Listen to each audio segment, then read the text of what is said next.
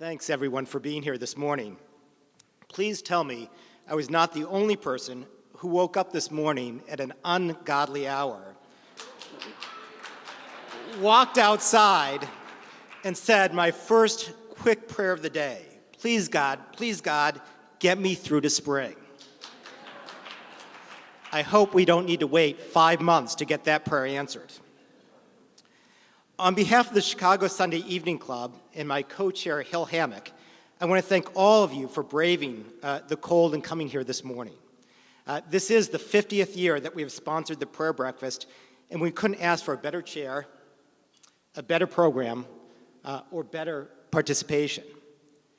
While the prayer breakfast here in Chicago is 50 years old, it is a mere child compared to the 105 years that the Chicago Sunday Evening Club has served the loop, attempting to witness to faith, actually it's plural, faiths, and encourage good people to take good actions to make our city, our county, our country, our world better.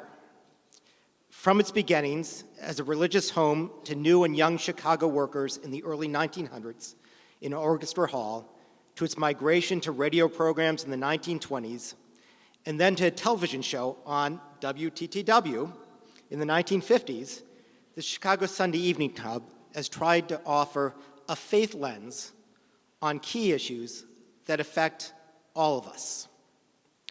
We as an organization recently went through a strategic review and have recommitted to this vision of faith and action. Now I would like to introduce to you the person who's responsible for re-energizing the Chicago Sunday Evening Club and for producing this first initial documentary. Even though he only recently moved to Chicago this summer, this individual hasn't missed a beat, exploring and feasting on what this great city offers. You may have even seen him walking around the city for the past several months, almost like Frank Lloyd Wright, looking at the architecture of what Chicago has to offer. He has a PhD in theological studies from Vanderbilt, and his wonderful wife, Kira, and two beautiful young children have joined him on this Midwest adventure. They now live in Hyde Park, take the L, eat at Medici's, and probably even cheer for the Bears and the Bulls, at least sometimes. Please give David Dault, the new executive director of the Chicago Sunday Evening Club, a warm, emphasis on the word warm, Chicago welcome.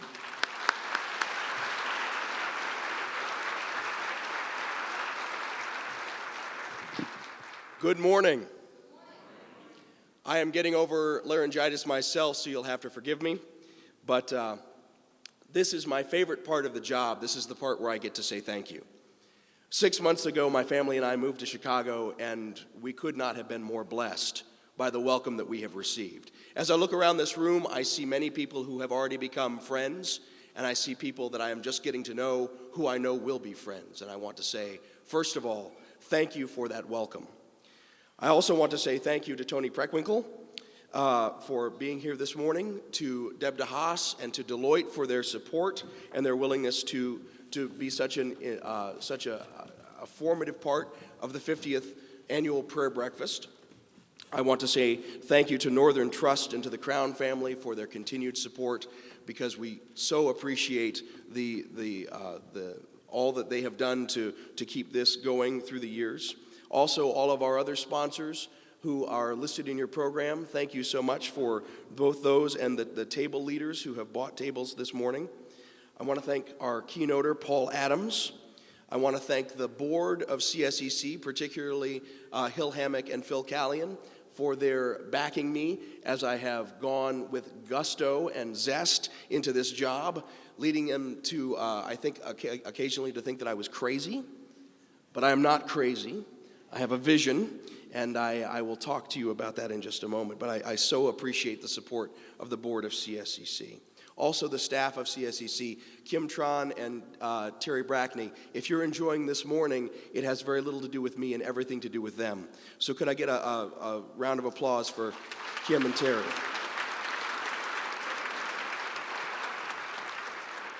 I want to thank our prayer leaders, Jordan, Brenda, Bilal, and Chris. Thank you for your words of grace and wisdom that you're bringing to us this morning.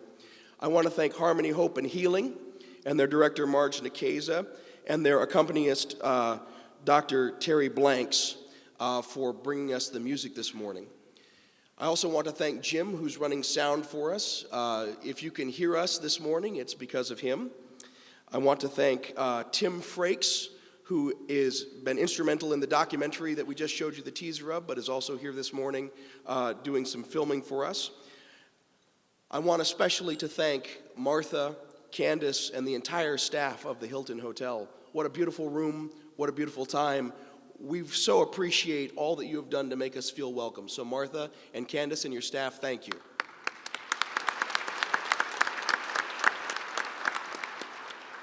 And most of all, I want to thank you. I'm a newcomer here. This is my first prayer breakfast. I've talked to some of you this morning. This is your first prayer breakfast. Welcome. We're newbies together. Those of you that have been here for many years, thank you for your continued support. Thank you for coming back again and again and again. I look forward to seeing you in years to come. I look forward to all that we will build together. Earlier this week, I went to the Monadnock building a few blocks from here to get a cup of coffee. And as I was getting my coffee, the woman that was serving me, I noticed that she had a tattoo on her wrist, 4 red stars. And I remarked about this to her. I said, "That's the Chicago flag. You've got the Chicago flag tattooed on your wrist. Why?" And she said, "I love history, and this reminds me of Chicago's history. It inspires me." Now, I've been here long enough that I've learned that those 4 stars on the Chicago flag are not just pretty accoutrements to a pretty design, but they have a meaning. Fort Dearborn, the Chicago Fire, the Columbian Exposition, the Century of Promise.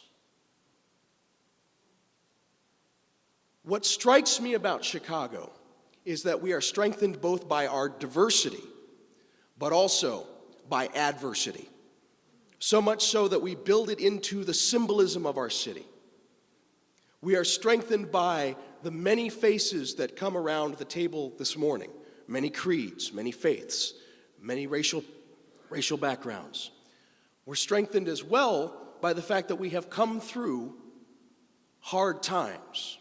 If we think about the Chicago fire, if we think about the ways in which we have lost over the years, and yet we stand not as a cowering city, but as a city with big shoulders, a city that says, "I will."